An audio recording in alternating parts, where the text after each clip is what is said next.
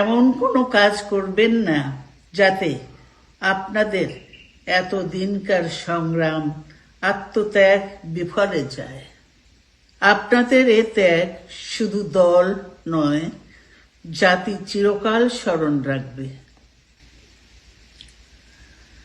আমাদের সব সময় শহীদ প্রেসিডেন্ট জিয়াউর রহমানের সেই উক্তি মনে রাখা দরকার, ব্যক্তির চেয়ে দল বড়, দলের চেয়ে দেশ।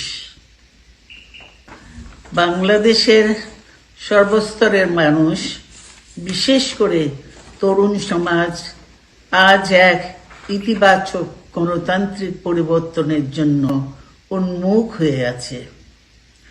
ক্ষুদ্র ক্ষুদ্র সংকীর্ণতা ভুলে দেশ ও জাতির বৃহত্তর স্বার্থে আমাদের কাজ করতে হবে।